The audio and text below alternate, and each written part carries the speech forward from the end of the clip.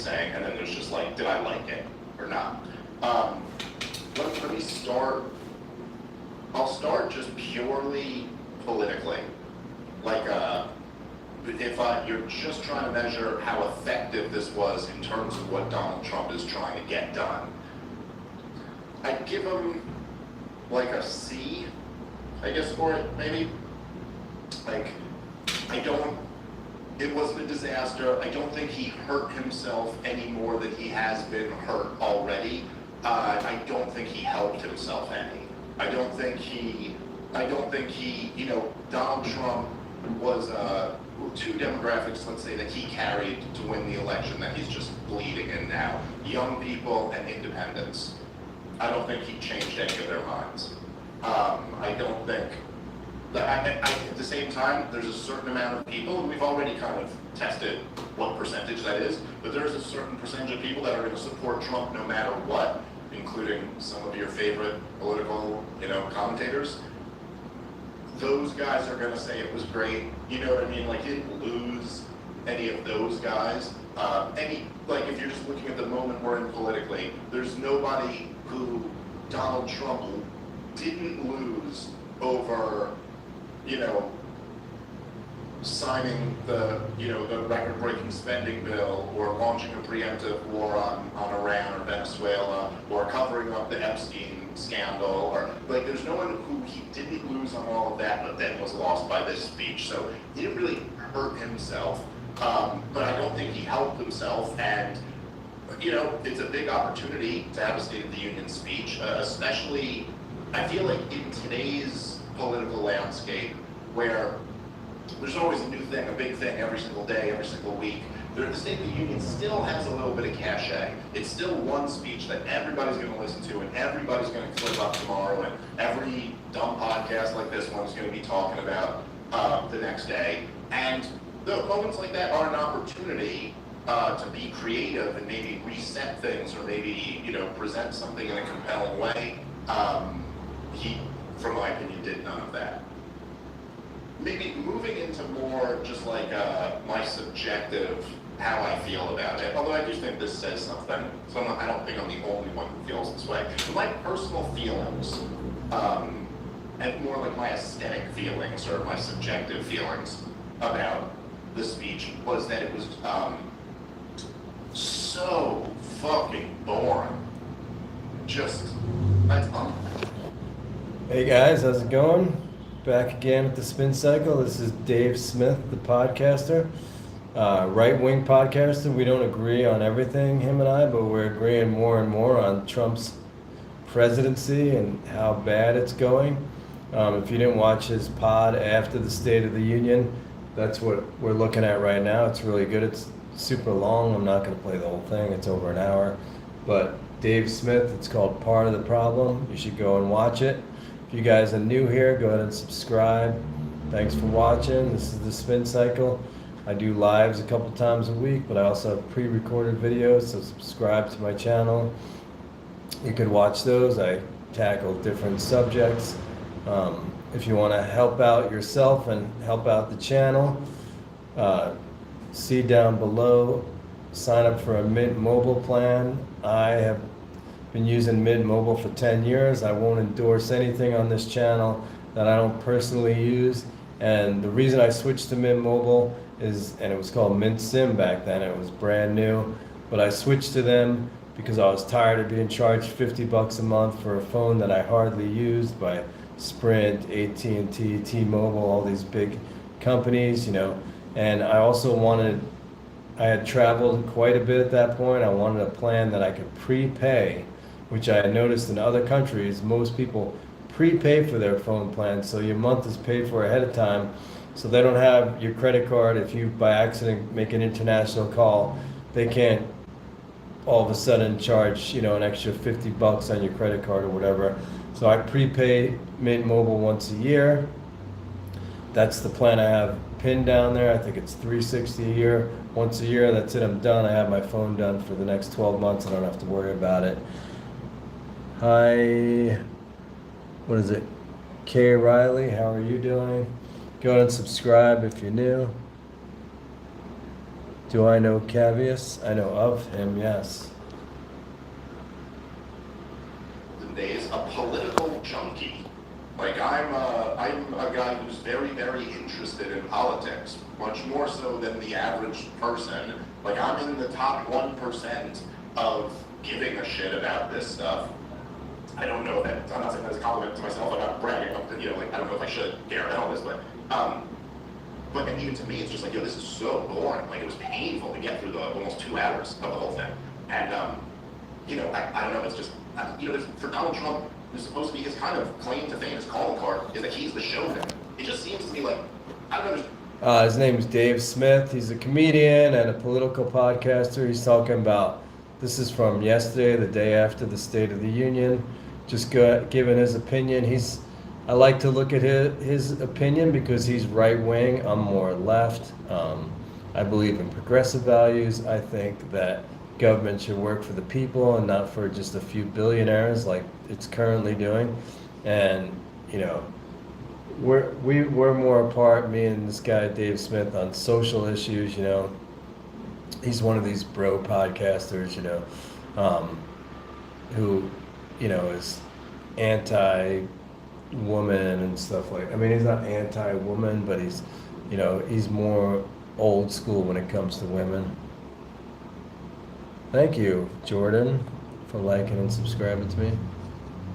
I gotta leave. Okay, Jordan, come back though. I do a live, and ask me any question anytime you want, but I do a live a few times a week, but I have a lot of pre-recorded videos you should watch too, especially if you're interested in politics and culture and that kind of thing. Here's the problem from Dave 20, very unhappy with Trump's administration, and basically every show I've been criticizing him because there's just no other option. So this is a guy who voted for Donald Trump, and he promoted Donald Trump on this very podcast. And I will say that I thought he started off pretty immediately and he touted their immigration success at the border, and they got the border under control. And of course he also said they got the economy under control, and this is, we can kind of get into that. I think this is kind of just a losing message, although I don't know what other option he has at this point. What can you say other than, yeah, it's all tremendous, and let as many people who are going to believe that believe it.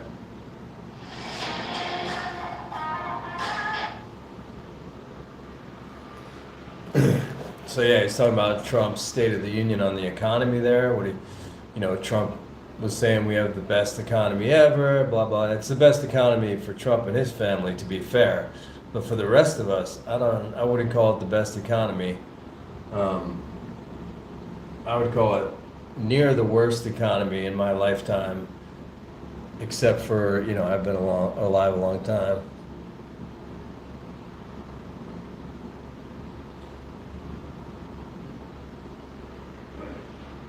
I'm lurking with my crochet, all right. You can teach me how to crochet sometime. I need to relax more. Open. In fact, I thought, like, if I could have put myself in, like, let's say I was Donald Trump's speechwriter, and I worked for the administration. I mean, in real life, if I worked with this administration, I would have resigned quite a while ago. Certainly by last summer, but I don't. But like, imagine I worked there and I didn't have morals or something like that, so I didn't resign. I would have said that the first thing you talk about should be the border, but you should spend 20 minutes on it, not just like a mention. And then later in the speech, he came back to talking about all this. But I mean, I would have. I think, and part of this is my perspective, but I think it's. So that's where me and Dave differ quite a bit. Is on, he voted for Donald Trump for the border and the economy. I voted against Donald Trump because. Not so much for the border.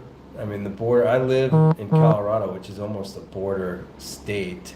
But, I don't see most of what's talked about at the border is very isolated incidents. It's not crazy, but I understand how people wanted the border closed after the way Biden was doing it. I think we should do it through legislature, which Trump blocked so he could get elected. He told all the Republicans not to vote for the new border bill, even though it was written by that Republican from Louisiana, who's like an old school Republican. I can't remember his name. Hello, Carmums. How are you? My day's going good. Go ahead and subscribe if you're new. Thank you. So yeah, we definitely differ on the border, me and this guy. Like I said, he's more right-wing, I'm more progressive. But here, let's keep going. I have it speeded up to 1.25. It sounds like he's talking a little fast. Really, It's the super only long. thing he has that he can really point to and brag about, but at the same time, I can't take that away from him. But all of those, the bottom line, right, is that you can blame all the. This guy voted for Trump, and he promoted Trump in this podcast. You can list off the real victims. He did it a couple later in the speech, but I would have got that all in the opening chunk and really just hit them with that, like, these people are actually dead because you guys had this border policy, which no one, including your own voters, wanted. And you could have gone really into, like, what a betrayal to a nation that is to open their borders against their will. I thought that would have been a strong thing that he could have milked more out of. But he did mention it. He gets some credit for it. Pretty shortly after that, I'll say this before we play this next clip, which is the one we said we're going to start with, Natalie. I will say that Donald Trump's, to me at least, his age was showing through this thing. It's hard to not recognize that, like, yeah, he's a guy in that age group. He's 80 or whatever, and he's rambling on for 2 hours. But anyway, he does, at a certain point, kind of pivot to this, like, rah-rah America moment. So here, let's play this clip. Our country is winning again. In fact, we're winning so much that we really don't know what to do about it.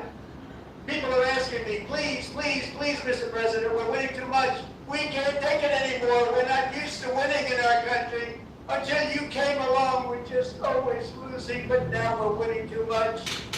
When Trump starts out with people are saying, he's lying. And I say, no, no, no. And obviously he's lying about this. Who's there saying we're winning too much? Besides his kids. To prove that point, here with us tonight is a group of winners. All right, so he goes up on this whole thing. It's I don't know. It doesn't. To me, it just doesn't quite feel like classic Trump. It feels like a kind of washed up version of it. And look, I don't know. Maybe it's just me in my perspective. Perhaps I'm a little colored by the fact that I'm pretty furious at this administration. But I don't know. I just don't think this message. While you're, you were a year ago, you gave a State of the Union speech where you were enjoying your record high approval ratings, which, by the way, were like 50-50. It's like the best Donald Trump ever did, at least according to the polls. Maybe he was, in actuality, a little better than that. In fact, I think he might have been. I suspect. But you have your record. Now you come back, you're like 10 points down from there. It's like your base is very divided. You're on your way to getting creamed in the midterms, and to just stand there and go, we're winning so much, and you're so tired of winning. I don't know, man. It just seems like a really out of touch message to me. He then pivots to what felt like an inappropriate amount of time talking about hockey and Olympics and sports. I don't know how else to say it. There was like 15 minutes or something like that of just going over the Olympics and the hockey team and the whole thing. I understand it's a story that some people care about, but I don't know. It's just, I don't, I will say, again, if there's one thing I kind of expect Donald Trump to be good at, it's putting on a show. And the idea of just extending the State of the Union, making it the longest, I believe I read that it was the longest State of the Union that anyone's ever given, and then just filling it with so much fluff, it just, I don't know, it seemed to me like it just made the thing boring, and I think it kind of backfired on Trump in some way. Here, let's go to, okay, let's see. Sorry, 1 second. We got a few options here. But I'd say, let's go to the Trump can't believe it as Elizabeth Warren stands up. This was one of the few times he got Elizabeth Warren.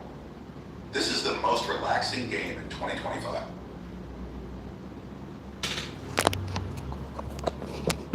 So yeah, I don't want to drag you guys through this whole podcast. It's interesting, and you might want to watch it later. It's called Part of the Problem. Put on your headphones. But I just want to get to the part where they're talking about, or Dave's talking about the Iraq War. And for all of that stuff, or Iran War. This like hate Donald Trump. His immigration agenda is terrible. Who can be more guilty? Are trying to go, hey, what's the most anti-Trump posture? Now, the same people in this chamber who voted for those Remember the worst years of price inflation were under Joe Biden. So he goes, this is your fault, this is your fault, it's not my fault, it's your fault. I mean, there's perhaps This is a good part. a little bit of juice that you can get out of that. Like a little bit of juice out of saying, look, remember how bad it was with these guys. But when he's saying, as you'll notice, as he's going, it was your policies, he never tells you what policies. He never says what created the inflation. And there's a reason for that. Because obviously, like, it would implicate him very heavily if he did that. And we go, oh, you're doing the same thing. And so,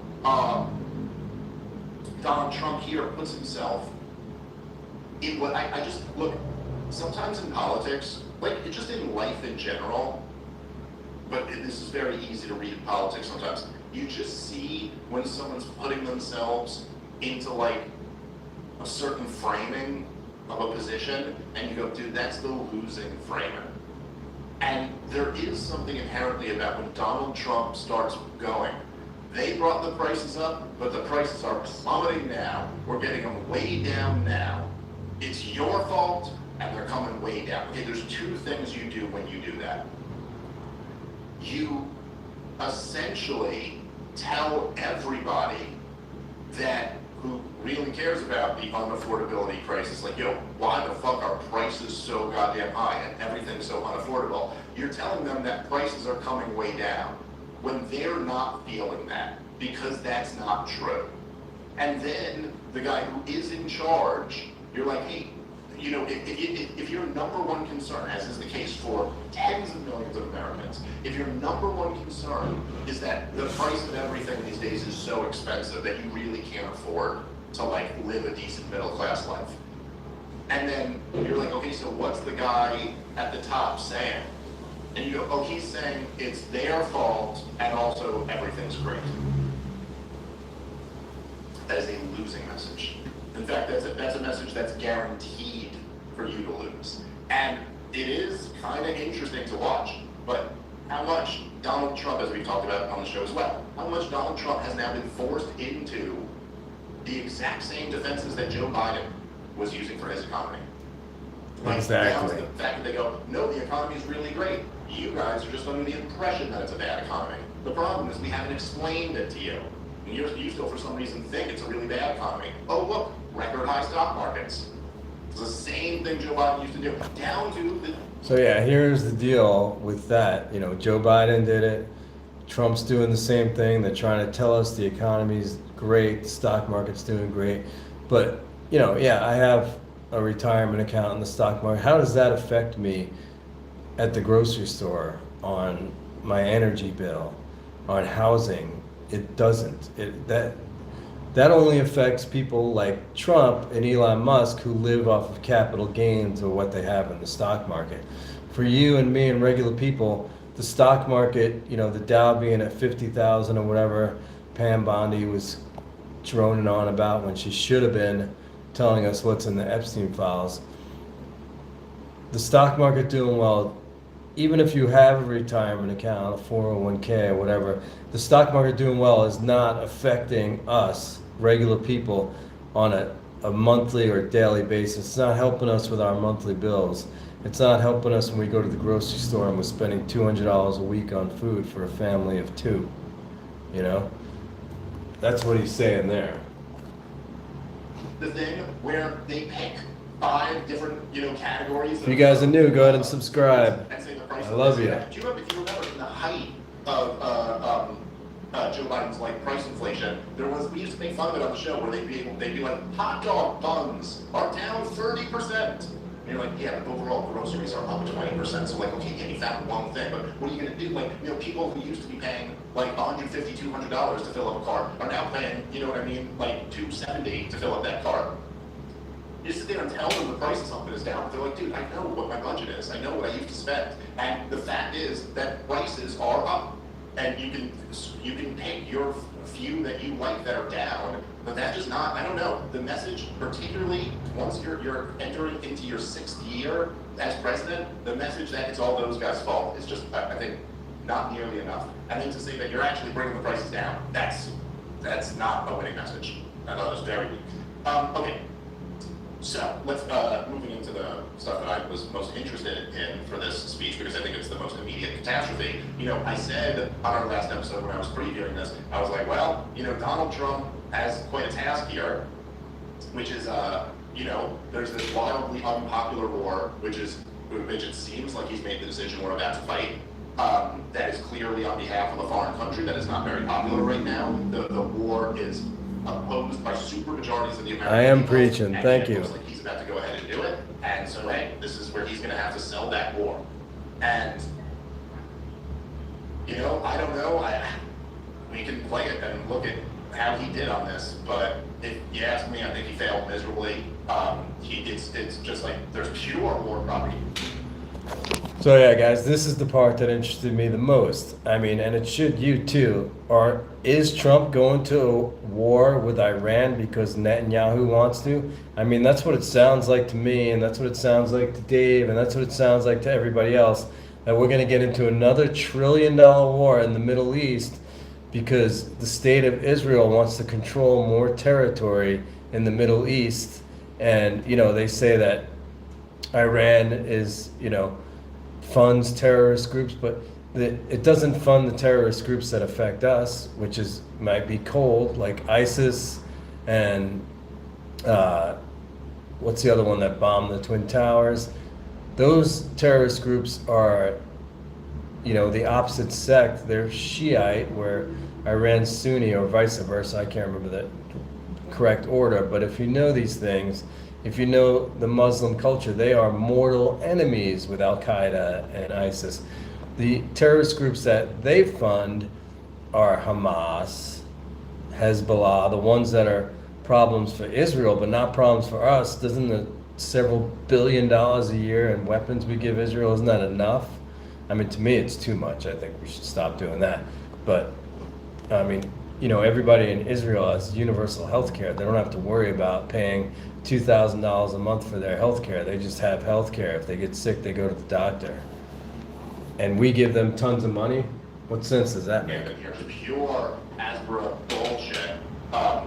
Plain straight up lies. And I gotta say, you know, that poisoning the well a little here before we play the clip, but I thought it was just, you know, maybe I'm biased from my perspective, but a thoroughly unconvincing case that he made. You know, you're going to tell me that, like, there's been really no propaganda campaign that's laid down for the war, and this is the propaganda campaign we got? All right. This is the Dave Benner one, but yeah, here, let's play this clip. With the protests, they've killed at least, it looks like 32,000 protesters. That's a lie. 32,000 protesters in their own country. Since when does Trump care about protesters? He's killing protesters in America. Hanging a lot of them with the threat of serious violence. But this is... Okay, let's pause it right there. Some terrible people. Okay, so Donald Trump is going to start with what really is like a whopper. 32,000 people have been killed in Iran. Now, just to be clear here, because we've talked about this a bit on the show, there is no evidence has been presented at all indicating anything like these numbers. In fact, I mean, I remember when I was reading what was in the Wall Street Journal, they had the CIA had put the number, I think it's 6,000 they were claiming, and my feeling was like, that number was probably exaggerated. If that's what the CIA is claiming, it was probably less than that. There was the, I'm blanking on the name of the NGO that's, Cheap hotel rates, cheap travel deals, cheap...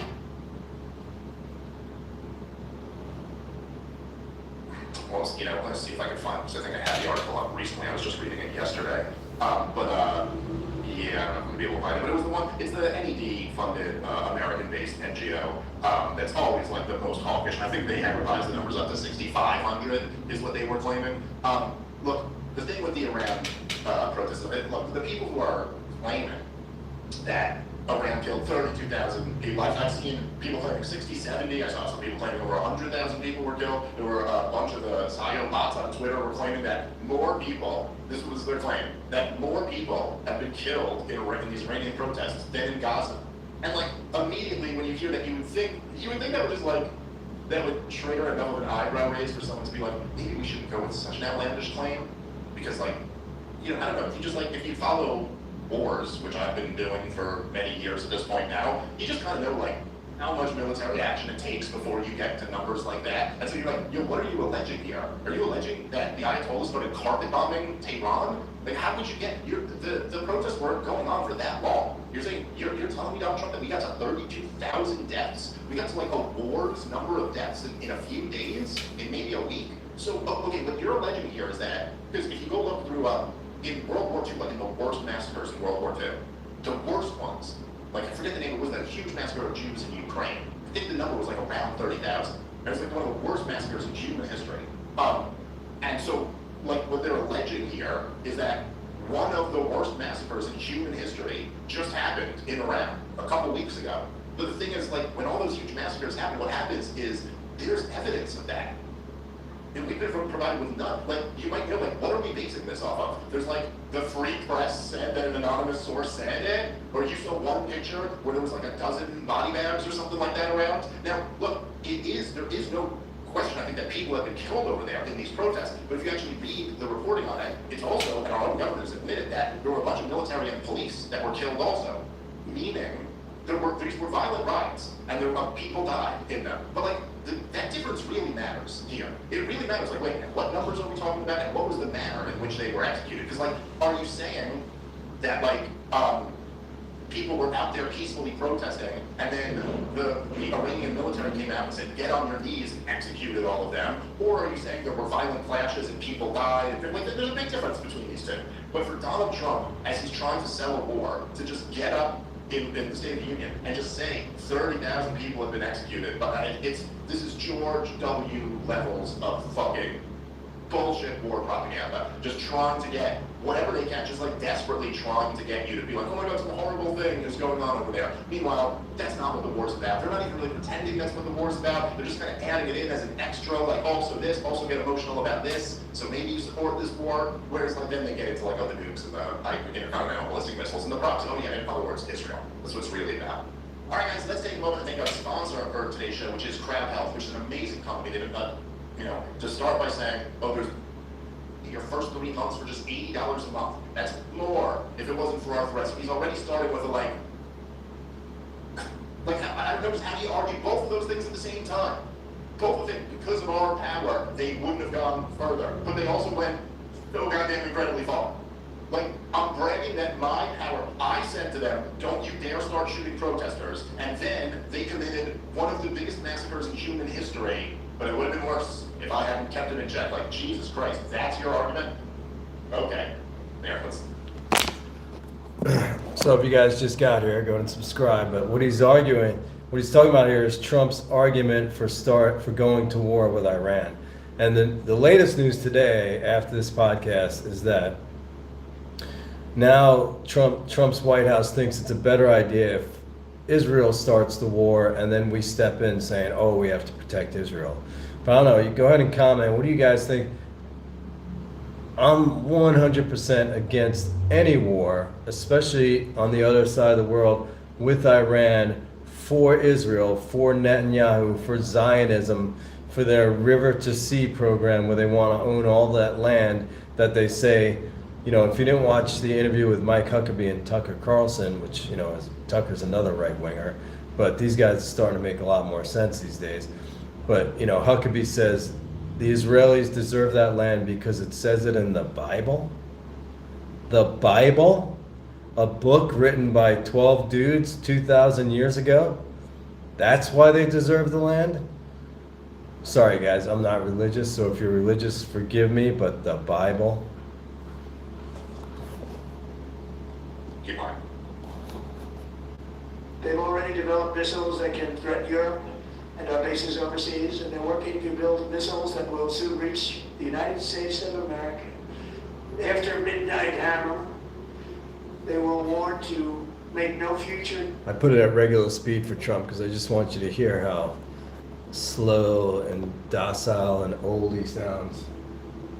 Attempts to rebuild their weapons program, in particular nuclear weapons, yet they continue starting it all over. We wiped it out and they want to start all over again. And at this moment, again, pursuing their sinister ambitions. We are in negotiations with them. They want to make a deal, but we haven't heard those secret words. We will never have a nuclear weapon. My preference. By the way, Iran has said that several times. I think they're planning on saying it again today. They will never have a nuclear weapon. And by the way, last summer we blew up their nuclear facilities. According to J.D. Vance and Trump, we annihilated their nuclear capabilities. But now all of a sudden they have nukes again. And what did Steve Witkoff, the envoy for the Middle East, said, who's one of Trump's toadies, another billionaire in the cabinet. Wars are only good for billionaires. But he said,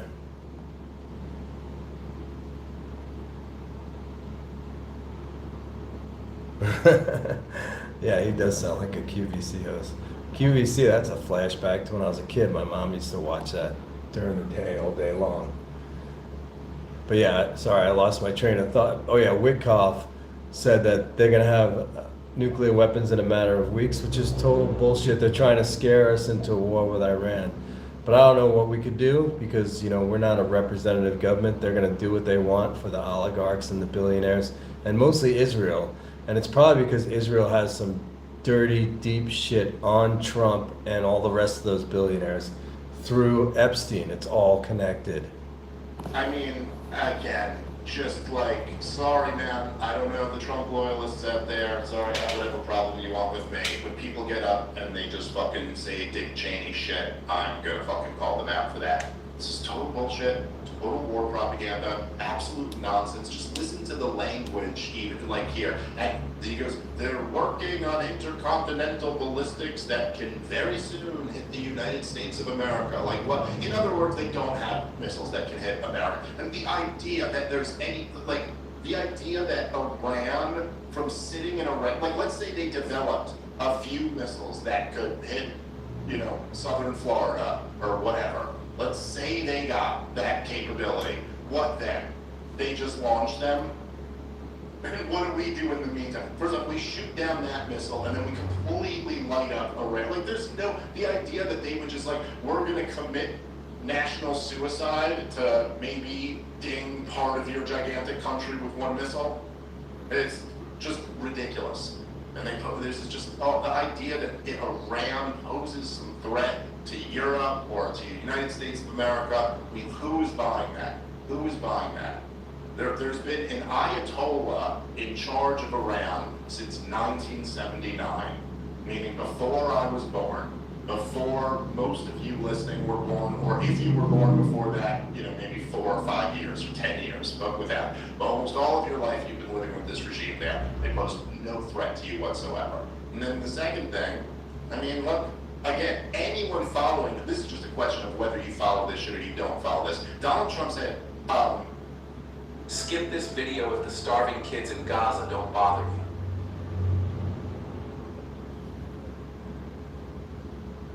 that we promise we won't make nukes. The top of the Iranian government said that yesterday before this speech. They've said that the entire way through. It was in your own annual threat assessment the year that you launched a war against them. They've said up and down constantly that it's against their religious views to make nuclear weapons. Now, if you want to argue that you can't trust them, okay, fine. I'm not arguing you can always trust a mullah, but if your argument here is that I haven't heard those words, that's just a fucking lie. You are just lying to get your country into a war for Israel. It's really kind of up there with the most despicable things you can do. All right, let's keep playing.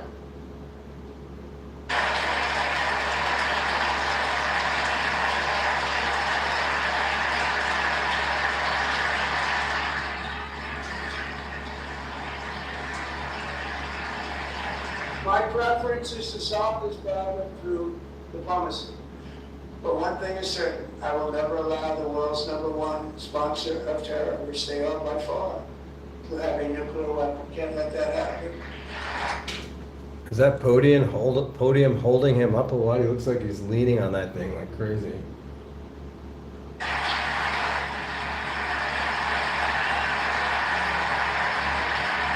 Okay, here we pause it for a second there. And I mean, look, like, I guess there's your most compelling piece of war propaganda, but again, what is it? It's the Iraq war propaganda all over again. You can't allow a state that has nukes to pass them off to terrorists who might want to hit America, right? But what's the fucking problem with it? Like, what was the problem with Saddam Hussein? Where they go, look, Saddam Hussein's developing nuclear weapons, and he was in on 9/11, and he's friends with Bin Laden and Al Qaeda, and so we can't let him develop a nuclear weapon because then he could hand a nuclear weapon off to Al Qaeda, and they could nuke Kansas. Okay, right? This was Condoleezza's rights. We can't let, what was the one? We can't let the warning be in the form of a mushroom cloud, right? So, okay, the major flaw there was that, number one, Saddam was not working on nuclear weapons. He didn't have nuclear weapons. He wasn't friends with Osama bin Laden, and he wasn't friends with Al Qaeda. That was the problem with the propaganda. Is that it was all complete lies. Just none of it was true. And, well, what are the elements we have here with Iran? Oh yeah, they don't have a nuclear weapon. They're not trying to get a nuclear weapon, as far as any of us know. There's a greater likelihood, I guess, now. They certainly weren't last summer when you attacked them. And as far as they're the number one sponsor of terrorism, this is the age-old, this is the Karl Rove trick. Okay, they sponsor terrorism, but for real insiders, and only the real experts like me and Douglas Murray know this type of information, but the real experts know that there are shirts and skins over there. There are Sunnis and Shiites, and the Ayatollah is a Shiite. Iranian is a majority Shiite, Iran is a majority Shiite country, and Al-Qaeda and ISIS are Sunnis. They are the ones who commit terrorist attacks in Europe and in the United States of America. They're the ones we're afraid of getting. Now, how is Iran's relationship with Al-Qaeda and ISIS? Oh yeah, they're mortal enemies that fight brutal wars against each other. So who are the terrorists who Iran has relationships with? Well, obviously they have a very close relationship with Hezbollah. They've also done business with Hamas and with the Houthis. But none of those guys are attacking Europe or the United States of America. So whose problem is Hezbollah? Oh yeah, it's Israel's problem. That's the issue they have. So this stuff about the nuke that they don't have, they're going to give to the terrorists who aren't the terrorists who we have beef with. Anyway, let's keep going.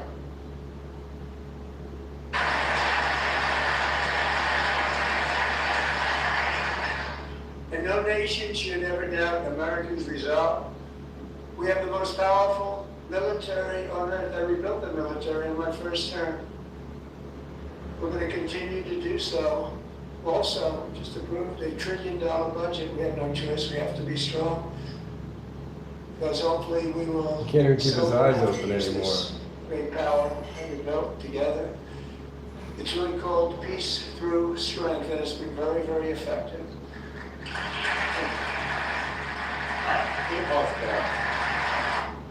My work is easy because I use ClickUp. Here's how I keep track.